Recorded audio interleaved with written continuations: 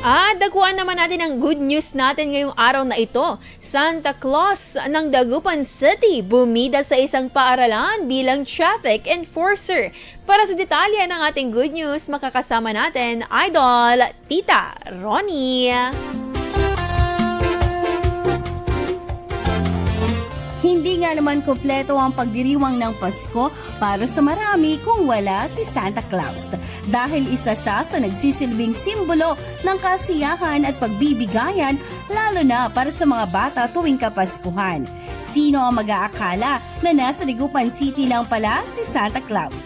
Kinagigiliwan ngayon sa isang pribadong paaralan dito sa lungsod ng Dagupan ang traffic enforcer na nagbihis bilang Santa Claus habang inaalalaya na ang mga mag-aaral at staff ng paaralan. Naging mas makulay at masaya ang pagsalubong sa bawat pagbati nito sa mga mag-aaral sa kanilang pagpasok sa paaralan araw-araw.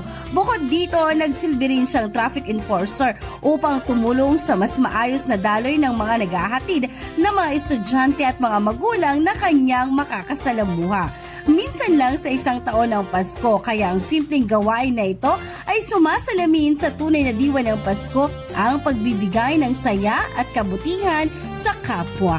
Yan ang ating kagis for today. Ako si Idol Tita Ronnie Tatak, IFM.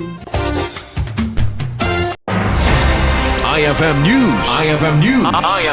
IFM News.